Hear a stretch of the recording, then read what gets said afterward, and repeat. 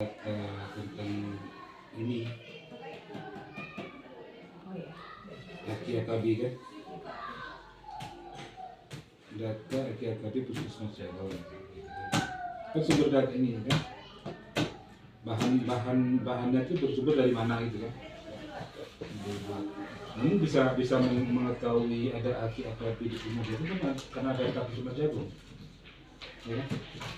Bukan dari internet kalau misalnya bukan dari internet. Ini data Puskesmas ya.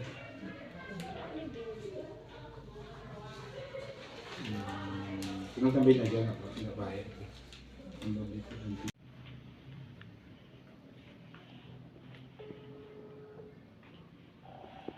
Halo, assalamualaikum Bu.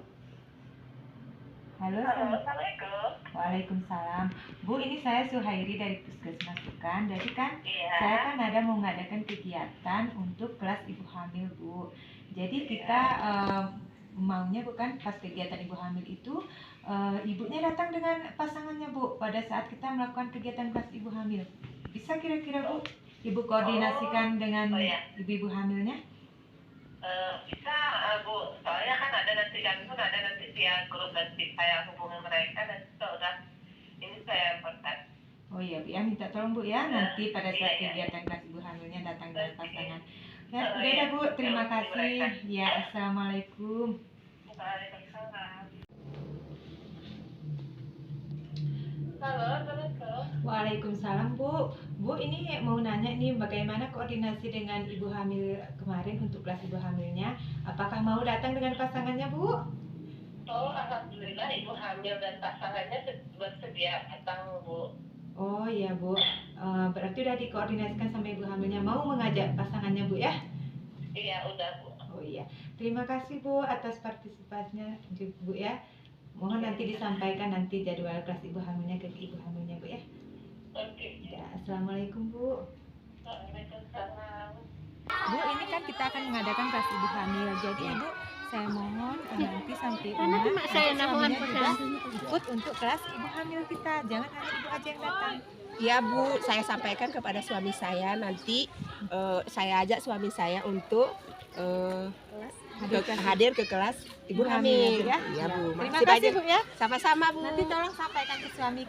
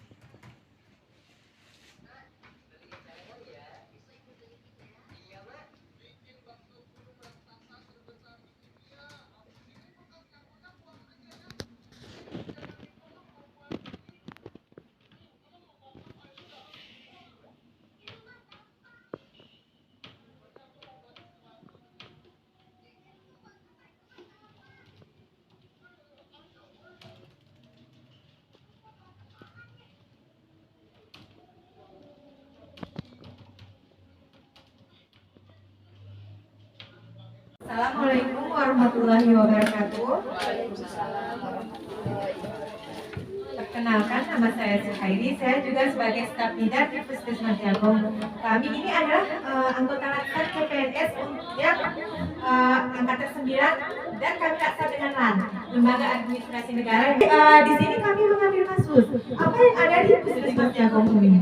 Jadi di Puskesmas Jagong ini sudah kami lakukan analisis dan kami melakukan konsultasi dengan pimpinan. Kami untuk ambil kasus kematian bayi karena di Jagong ini kematian bayi kita cukup tinggi Bu ya. Jadi apa penyebabnya, bagaimana cara pencegahannya biar ke depannya kematian bayi tidak terjadi lagi di Puskesmas Jagong ini. Jadi kan rasanya sedih ya Bu ya, misalnya kita udah 9 bulan atau kita ada perawatnya 7 bulan tiba-tiba 7 bulan lahiran. Rasanya sedih Bu ya. Jadi kita tahu dulu bagaimana pencegahannya biar ibunya sehat, bayinya selamat. Ini kita lihat nih, apa itu kematian bayi? Kematian bayi adalah bayi yang meninggal pada usia kurang dari 1 tahun. Sedang angka kematian bayi adalah jumlah bayi yang meninggal sebelum mencapai usia tepat 1 tahun yang dinyatakan per 1000 kelahiran hidup. Hipertensi dalam kehamilan artinya ini tekanan darah kenapa bisa terjadi kematian bayi? Karena ini kok bisa terjadi seperti ini dia bayinya di dalam kan dia juga mengalami kekurangan oksigen pada saat kelahiran aja ya dan bayinya bisa pada habis itu Sama seperti orang kopi aja boleh cita-cita tuh ya yo tarlana yo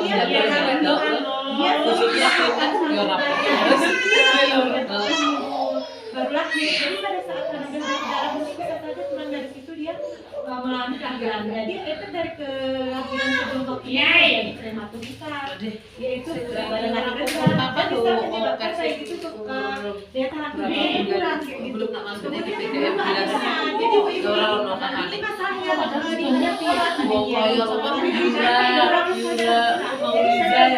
Pokoknya apa ulil itu belum masuk. Jadi anehnya ini pun bisa juga mendapatkan pendarahan. Jadi pada saat dia bayinya kali lah masih. yang belum terjadi. Terus ini pada saat persalinan juga bisa terjadi ya karena kalau misalnya akibat anemia ini kita bisa cetak kekurangan gizi ini. Persalinan kita bisa lama. Jadi ini juga kita tidak bisa bukan hanya ibu-ibu. Jadi bapak ibu kita bisa prosesnya terlalu capek kali. Kondisi perutnya, Pokoknya sing lahiran bulan pagi-pagi itu juga masalah hamil kita kan normal itu bisa dipisah. Kalau di desa bisa kan, kalau misalnya nggak normal, paling nggak kita langsung bisa ambil langsung bisa. Kemudian yang ini faktor resiko tinggi pada kehamilannya terlalu tua, hamil di atas 35 tahun. Terlalu muda, di sini banyak ya nikah muda-muda ya. Tapi mudah-mudahan kalau bisa misalnya saudara kita yang bisa nikah ya umur 19 tahun, namanya juga jodoh Bu ya. Kita kan nggak tahu kapan datangnya. Kalau bisa ditunda dulu kehamilannya.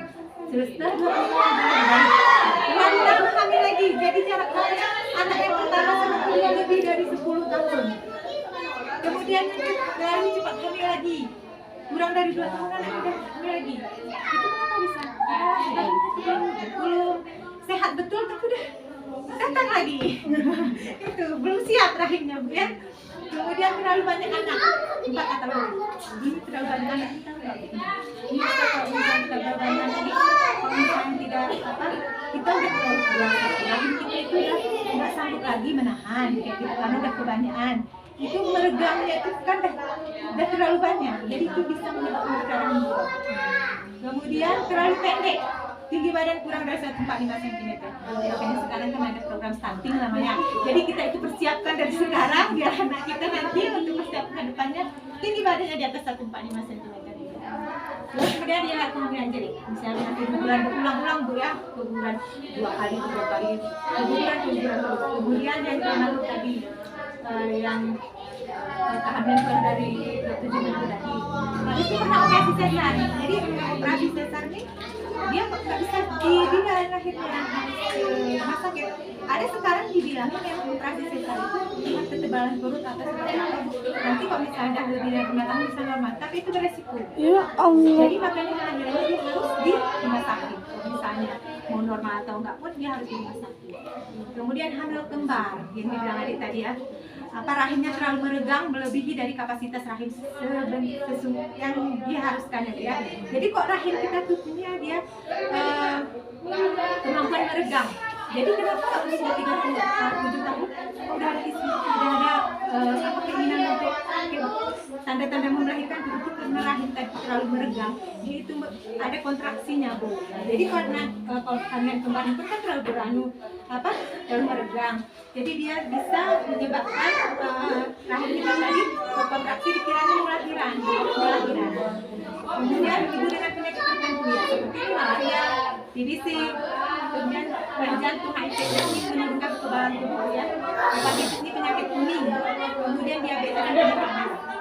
Kemudian yang ketiga, yang terakhir kelainan letak, misalnya tak sungsang atau letak lintang ya. Menjadi kita pada kelainan sungsang dia tidak bisa di ondes, harus di palingkan. Kalau letak sungsang, letak lintang di rumah sakit gitu. Jadi kan kita panjang lebar tadi kematian bayi. Gimana cara mencegah kematian bayi? Pertama, menjaga pola hidup sehat, makan makanan yang bergizi seimbang dan menghindari zat-zat berbahaya selama kehamilan. Makanan yang bergizi seimbang itu misalnya pada saat kita masak, kita ya kebiasaan ya Bu ya. Rasanya kok nggak enak. Sebenarnya nggak bisa. Itu harusnya kita sedikit. Jadi sebenarnya kenyangnya kita dapat, gizinya kita makan kepada sayang. Jadi terus yang kedua, menghindari zat-zat berbahaya selama kehamilan. Bilang tadi alkohol, merokok itu kan enggak, bukan boleh kita lah. Suami kita tuh nggak merokok, kenapa dia nggak boleh nanya datang ya? Jadi bisa kita edukasi. Kalau merokok boleh. Jadi bayi Jangan kena sini sayangnya. bawaan sejak dia lahir, bisa terjadi karena kelainan pada jantung, bibir sumbing, atau kelainan-kelainan yang lain yang memang sudah bawaan sejak lahir. Kemudian yang ketiga adalah infeksi. Infeksi ini bisa disebabkan oleh misalnya dia terkena radang paru-paru. Makanya kalau bayi itu kalau bisa, kalau ada bapaknya merokok, kalau bisa jangan dekat sama bayinya, karena itu bisa menyebabkan radang paru-paru pada bayi. Kemudian yang ketiga, Icterus neonatorum. Kalau kita ini bahasa di kampungnya, Icterus neonatorum itu adalah bayi yang kuning. Tapi bayi yang kuning itu bukan berarti bayi kuning dia kurang dari 24 jam itu baru dinamakan Icterus neonatorum. Tetapi yang dimaksud di sini yang parahnya yaitu bayi itu kuning mulai dari wajah, tangan, badan dan sampai ke kaki. Itu harus diwaspadai. Kemudian yang ketiga, trauma karena persalinan. Ini bisa disebabkan pada saat persalinan yang menggunakan konsep, vakum atau yang lain sebagainya. Ini persalinan dengan tindakan bisa juga ya. Kemudian penyebab tidak langsung kematian pada bayi. Yang pertama, hipertensi dalam kehamilan. Hipertensi dalam kehamilan yaitu ibu yang hamil dengan tekanan darah 140/90 mm3. Kemudian yang kedua, perdarahan antepartum. Perdarahan antepartum adalah perdarahan yang terjadi pada ibu di atas kehamilan 24 minggu. Ini disebabkan karena bisa saja plasentanya letak di bawah atau plasenta yang terlepas dari tempat dindingnya tuh, perlengketannya itu sebelum waktu kelahiran. Kemudian yang ketiga, infeksi pada kehamilan. Ini infeksi ini bisa disebabkan oleh virus atau bakteri. Ini infeksi ini yang berpengaruh pada kehamilan itu seperti cacar air. Cacar air itu bisa ditularkan ke janin yang dikandung. Kemudian yang ketiga, partus lama, yaitu persalinan yang lama. Persalinan yang di atas 24 jam. Kemudian faktor lainnya yang dapat dicegah. Sebenarnya ini faktor yang lain yang bisa dicegah, tetapi banyak dari kita yang tidak bisa mencegahnya. Apa itu? Yang pertama, pendidikan. Pendidikan. Untuk sekarang ini pendidikan itu sangat berperan penting ya. Karena pendidikan orang yang lebih tinggi itu akan berpengaruh pada pengetahuannya. Tetapi kan kita seperti ini ya, pengetahuan itu sekarang bisa didapat dari mana saja. Bisa didapat dari buku, internet. Kita sekarang rata-rata ibu-ibu suka scroll-scroll IG ya. Google bisa dari situ, dan itu sebenarnya bisa kita minimalisir kalau kita mau belajar. Kemudian yang kedua, budaya di masyarakat kita.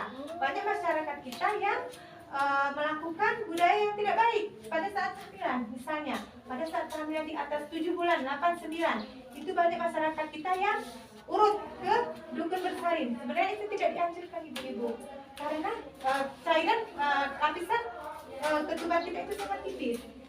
Jadi kalau misalnya dia diurut, pada saat diurut dia mungkin terjadi pecah, itu bisa terjadi persalinan yang secara tiba-tiba. Buang air kecil di usia kehamilan di atas 7 bulan itu lama.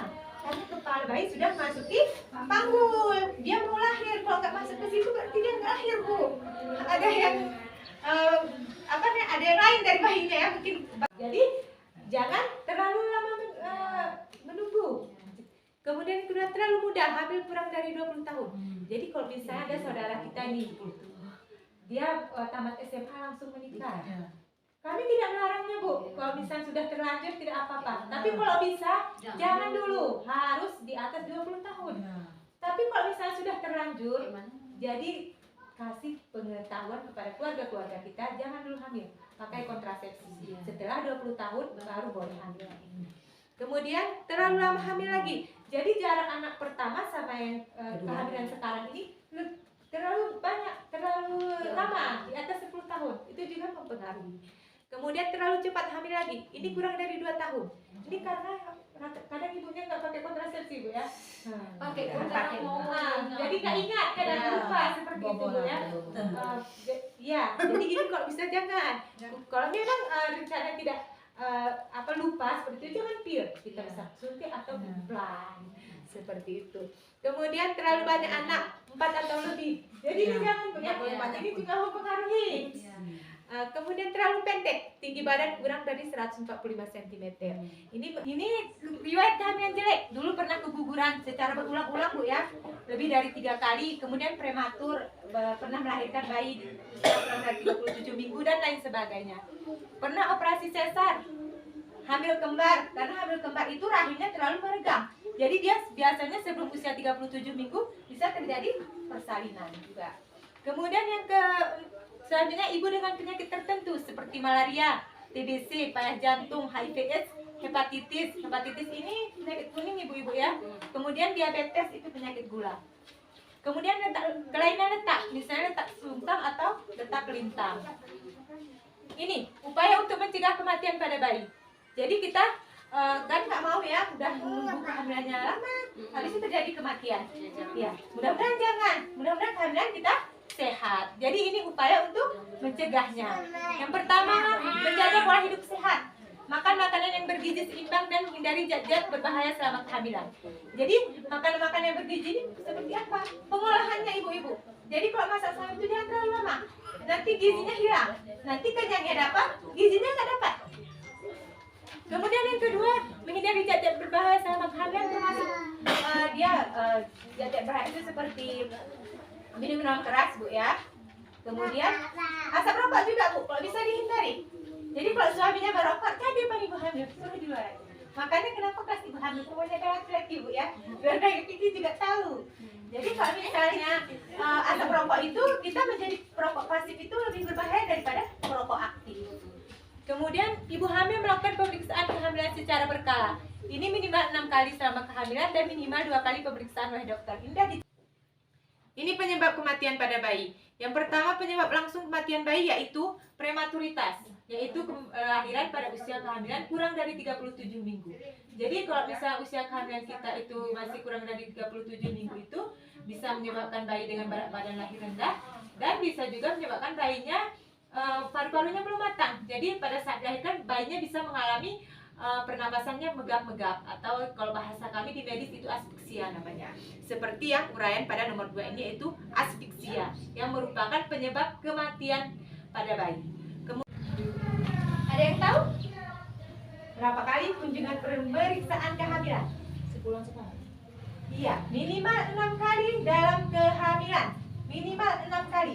Dan 2 kali pemeriksaan oleh dokter. Sekali pada trimester pertama 0 sampai 3 bulan, dan sekali lagi pada trimester kedua. Itu usia 7 sampai 9 bulan pada saat mau kelahiran. Jadi itu 2 kali kita harus wajib ke dokter ya, Bu ya, bukan ke bidan. Untuk trimester 1 sama trimester ketiga untuk di USG. Ini ibu hamil dengan resiko tinggi, terlalu tua hamil di atas 35 tahun, terlalu muda hamil. Ini bisa dibaca nanti di leafletnya aja, Bu ya. Kemudian ini untuk upaya untuk mencegah kematian pada bayi. Yang pertama, menjaga pola hidup sehat. Kemudian makan makanan yang seimbang dan menghindari zat-zat berbahaya selama kehamilan. Jadi zat-zat berbahaya ini misalnya asap rokok juga zat-zat berbahaya, ibu-ibu. Jadi kalau suaminya mau merokok, kalau bisa jangan tidak ibu hamil, suruh di luar rumah aja. Makanya pas ibu hamil itu tidak ibunya aja, laki-laki itu juga sangat berperan. Dukungan dari seorang suami untuk kehamilan itu sangat berperan. Dukungan suami dalam kehamilan bisa membuat ibu sehat dan bayi yang dikandungnya janinnya sehat juga. Kemudian yang kedua, ibu hamil melakukan pemeriksaan kehamilan secara berkala seperti yang dijelaskan tadi ya, Bu ya, Ibu ya. Terus tenaga kesehatan melakukan pemeriksaan kehamilan sesuai standar 10T. Jadi kalau sekarang tenaga kesehatan dalam memberikan pelayanan kepada ibu hamil itu ada standar kehamilan sendiri. itu ya standar. Tenaga kesehatan melakukan pemeriksaan kehamilan sesuai standar SPUSTI. Inilah standar Anda memberikan pelayanan kesehatan kepada ibu-ibu semuanya. Jadi ibu-ibu semuanya sudah mendapatkan ini belum? Jadi kalau belum itu harus seperti ini yang didapatkan oleh ibu. Pertama, timbang berat badan dan ukur tinggi badan. Ada dilakukan Bu setiap bulan? Kalau tinggi badan cukup sekali kayaknya kita Bu ya, karena kayaknya nggak mungkin lagi tinggi. Berat badannya Bu, jadi harus ada kenaikan dari bulan kemarin sama bulan ini. Kemudian yang kedua, ukur tekanan darah. Jadi tekanan darah juga harus kita ukur untuk mengetahui ibu ini apakah mengalami tekanan darahnya tinggi atau tidak, atau biar kita tahu penanganannya sesuai untuk ibu kalau misalnya tekanan darahnya tidak normal atau di bawah normal. Kemudian nilai status gizi atau lila ini tidak boleh di atas kurang dari 23,5 cm. Jadi kalau kurang dari situ itu kekurangan energi kronis Bu ya. Jadi yang bisa menyebabkan BBL seperti yang dijelaskan tadi. Kemudian yang keempat, ukur tinggi fundus uterin. Ini tinggi fundus uterin, tinggi kehamilan ibu, perut ibu ya. Jadi kalau misalkan yang kecil kalau bisa nggak bisa pakai safety. Jadi kalau udah usia kehamilan di atas 5 bulan itu harus memakai pita sentimeter. Kemudian tentukan presentasi dan detak jantung. Jadi presentasinya ada bagian jadi ke bawah. Apakah dia kepala, bokong, letak lintang atau seperti apa? Kemudian detak jantung janinnya juga harus didengarkan untuk mengetahui bahwa janinnya tidak baik atau tidak. Jadi kalau misalnya detak jantung janinnya terlalu tinggi atau terlalu rendah, berarti janinnya di dalam ada permasalahannya.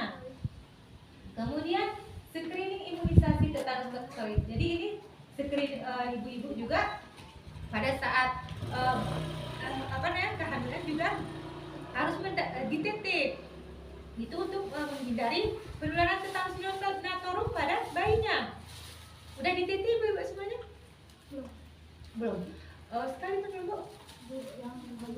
Yang pertama udah jarak kehamilannya jauh? Oh ya, dititip ulang Bu ya. Usia 5 bulan nanti bisa dititip. Jadi itu 2 kali. Jadi kalau misalnya ada yang udah itu, misalnya karena teratur titiknya ya, ada titik 1, habis itu titik 1 sebulan lagi titik 2. Kalau misalnya tidak terputus, habis itu terus titik 3-nya 6 bulan lagi setelah titik 2. Habis itu titik 3-nya, titik 4-nya setahun. Kalau misalnya teratur seperti itu, ikutin yang itu, jadwal titik itu. Kalau misalnya pada saat kehamilan belum jadwalnya, ya belum. Tapi kalau memang tidak tahu atau apa, kalau nggak pun terlalu lama, itu diulang lagi. Kemudian beri tablet tambah darah. Ini yang seperti dikasih tahu tadi Bu ya. Jadi harus bidan itu harus kasih tablet tambah darah. Ada dikasih Bu? Ada. Jadi itu harus diminum setiap malam. Kenapa malam minumnya Bu? Ya. Kalau siang ada yang minum? Pagi? Ya. Sebenarnya nggak apa-apa Bu, harus sehari sekali. Dan penting sehari sekali. Tapi kenapa disuruh malam? Karena efek dari tablet tambah darah kuat. Jadi untuk menghindari itu. Jadi kan harus kita tidur kan nggak mual lagi. Kemudian tes atau periksa lab. Ini periksa laboratorium begini. Dan semuanya dilakukan screening. Screening itu apa nih manfaatnya biar kadang-kadang Bu ya. Namanya kita ini perasaan kita sehat Bu ya. Tapi kita nggak tahu penyakit itu biar nggak tertular. Misalnya penyakit kita ada penyakit menular entah apa di tubuh kita. Biar tidak tertular ke janin yang kita kandung seperti itu. Jadi itu harus. Jadi trimester pertama itu kita harus melakukan tes golongan darah. Udah tahu semua golongan darah Bu? Udah. Terus HB yang trimester pertama. Nanti trimester ketiganya kalau bisa periksa HB lagi. Biar nanti tahu pada saat kelahiran itu kita itu biar tidak mengalami namanya anemia tadi. Karena kita akan mengalami darah keluar banyak Bu ya. Itu untuk itu biar tahu berapa HB kita. Kemudian tata laksana atau penanganan kasus. Jadi kok bisa kami dari semua yang sudah diperiksa itu apa kasus dari ini? Oh mungkin dia tensinya tinggi. Apa penanganan kita? Itu.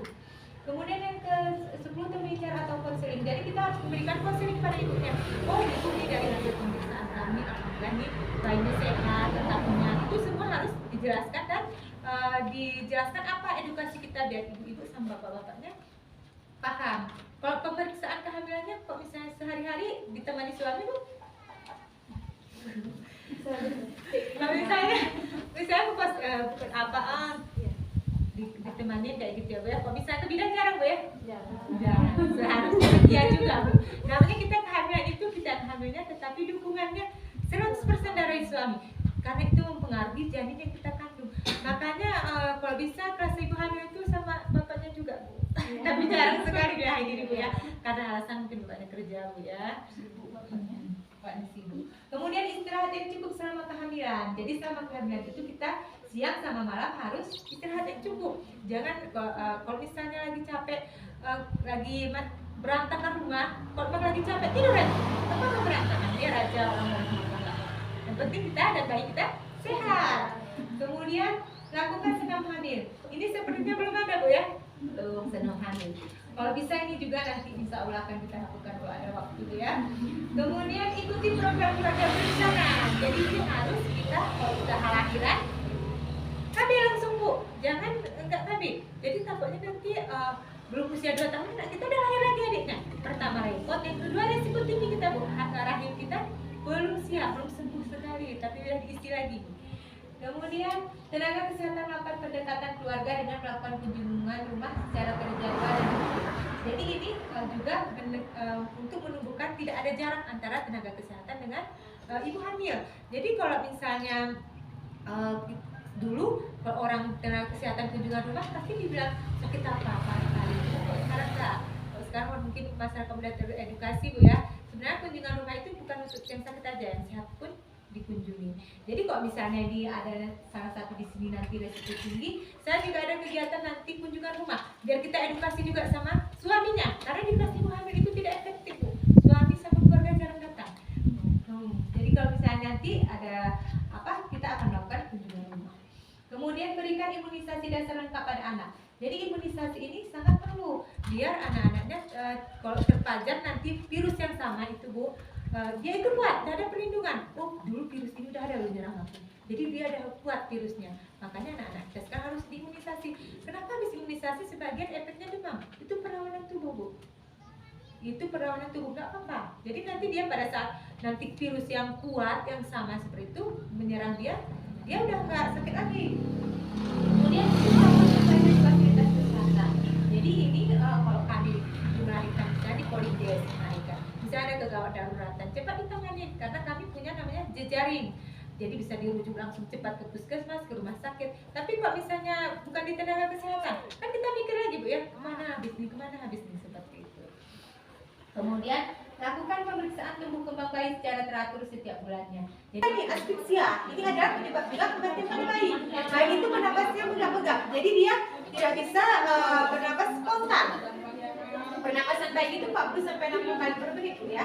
Jadi kalau misalnya kurang dari situ, bayi itu akan mengalami kesulitan bernapas. Kemudian yang ketiga kelainan kongenital. Ini kelainan bawaan. Memang sudah dibawa dari sejak lahir. Baik itu bisa disebabkan oleh kelainan jantung, kelainan paru-paru, bisa hipoksufik atau lain-lain sebagainya yang memang sudah dari lahir dari kandungan sudah mengalami kelainan.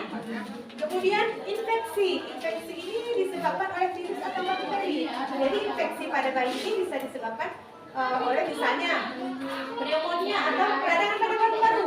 Jadi kalau misalnya peradangan paru-paru ini juga berbahaya sangat kepada bayi. Jadi kalau bisa kalau ada bapak nanti ibu sudah melahirkan, sudah ada bayinya, kalau bisa bapak-bapaknya jangan merokok di depan anak bayi.